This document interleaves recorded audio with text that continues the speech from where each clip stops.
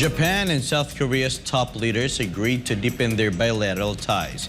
King Song reports. Japanese Prime Minister Fumio Kishida and South Korean President Yoon Suk-yeol both agreed to keep working together to deepen the bilateral relations between Seoul and Tokyo. The two leaders made a statement on the sidelines of the recently concluded G20 summit in New Delhi, India. Kishida also reportedly told Yoon that Japan has hopes for South Korea to chair the trilateral talks with China this year. Meanwhile, officials of Japan, South Korea, and China will hold talks in Seoul on September 25th. South Korea has served as chairman of the trilateral framework since it was formed in 2020. But now officials said they will look into the possibility of holding a three-way summit between South Korea, Japan, and China, as the ties between Tokyo and Beijing have soured since the release of treated radioactive wastewater into the Pacific Ocean from the crippled Fukushima Daiichi nuclear power plant. Meanwhile, relations between Japan and South Korea have been improving. The Japanese government, the two countries' leaders, have so far held 6 bilateral talks in as many months. Solisobugo Kim Sang-imnida, SMNI News, South Korea. A Chinese Navy hospital deployed for a humanitarian mission in the South Pacific ended its trip in the region. Jillian Libuit has the details.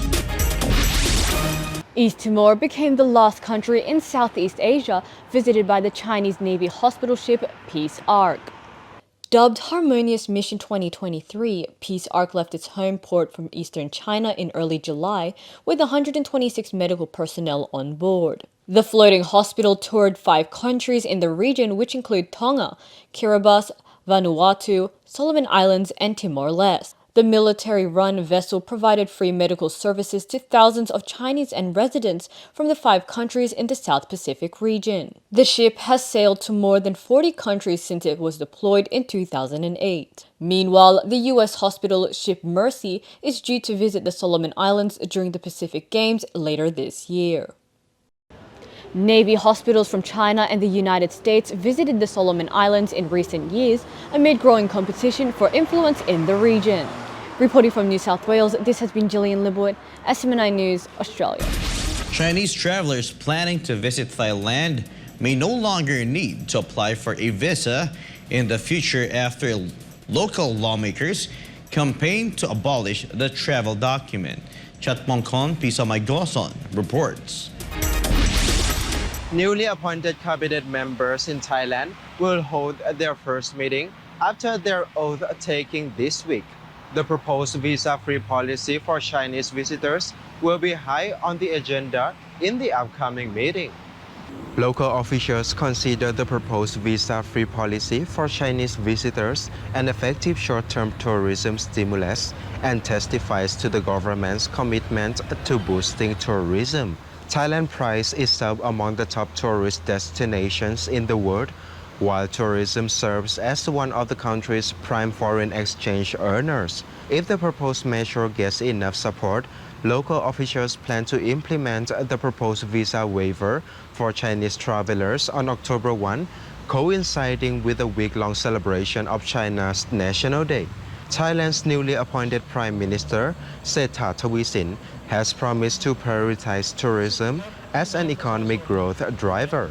One of his first tasks as premier was to tour Phuket to get first-hand insights into the tourism situation. Chinese tourists comprise Phuket's largest group of foreign visitors, with 60,000 recorded traveling to the popular holiday destination last month. Thailand increased its target for international arrivals in 2023 to 30 million and aims to boost its tourism industry to nearly $100 billion in 2024. Besides China, Thailand also plans to ease its visa rules for travelers from India.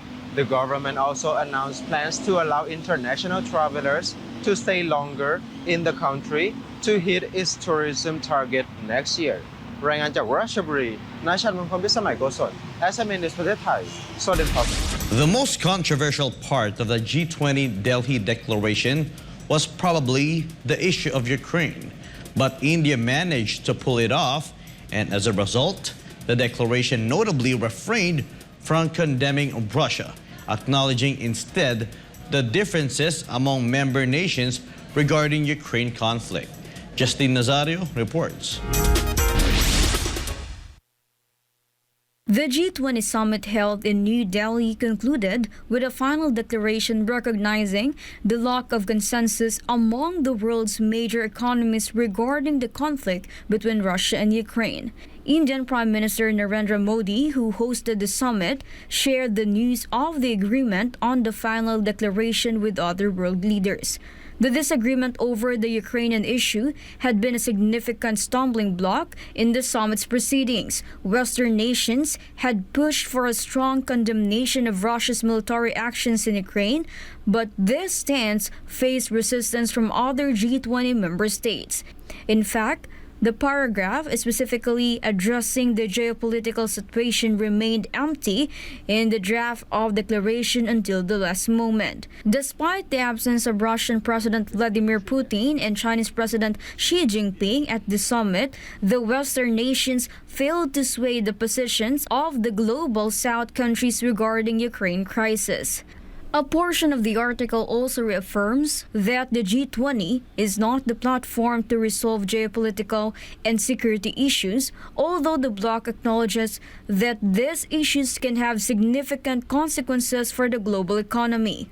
The final declaration acknowledged the human suffering and negative impacts of conflict on global food and energy security, supply chains, macro-financial stability, inflation, and economic growth. It emphasized that developing countries which had already been grappling with the effects of the COVID-19 pandemic were the most affected by the ongoing conflict. However, the declaration also pointed out that G20 member nations held different views and assessments of the situation concerning the Ukraine conflict. Despite these differences, world leaders pledged to come together to address the crisis' impact on the global economy. They also expressed their openness to supporting initiatives that promote a comprehensive, just, and lasting peace in Ukraine, aligning with the principles outlined in the United Nations Charter. Reporting, this is Justine Nazario, SMNI News.